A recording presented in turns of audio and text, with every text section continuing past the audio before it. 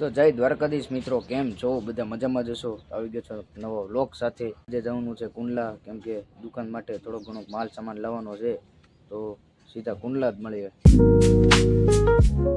અમે આવી ગયા છીએ કે જ્યાં એલ્યુમિનિયમની તપેલા છે, ડબ્બા છે, તે બને છે, તો તે જગ્યાએ અમે આવી ગયા છીએ.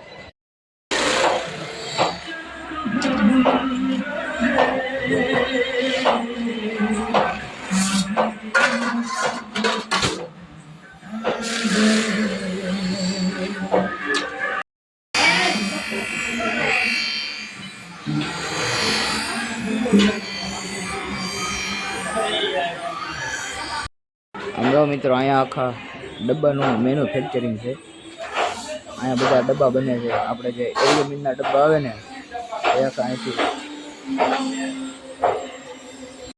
આખો જે બધું આખો ભંગાર છે એલ્યુમિનિયમનો.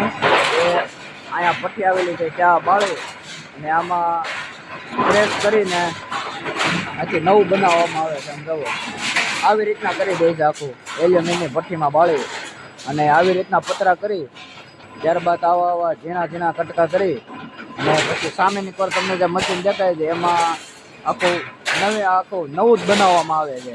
તો મિત્રો, આપણે એલ્યુમિનિયમના જે ઢાંકણા આવે તે કંઈક આવી રીતના પ્રેસ થઈ અને આવી રીતના બને છે. આમ જો આખા ઢાંકણાનું છે, આખો ભંગાર છે એલ્યુમિનિયમનો.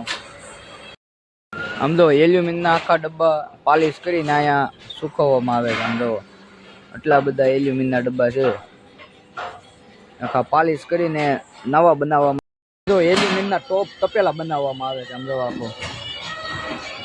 આખું છે તે એલ્યુમિનિયમના તપેલા ને એવું બનાવવામાં. આ રીતના પતરા હોય તે આમાં નાખે તપેલું.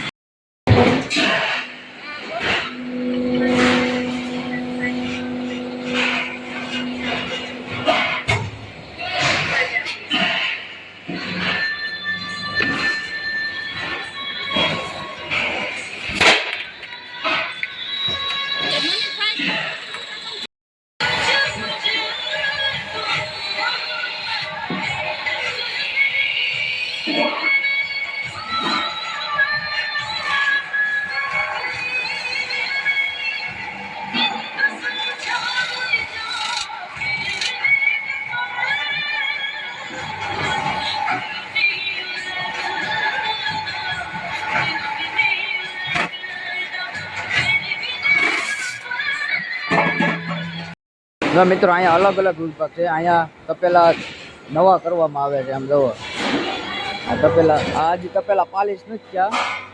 આ તપેલાનો આખો સ્ટોક છે. આ તપેલા બનવાનું આખું મશીન છે, આખું તપેલામાં આવે છે. આમ જોવા બધું આમાં.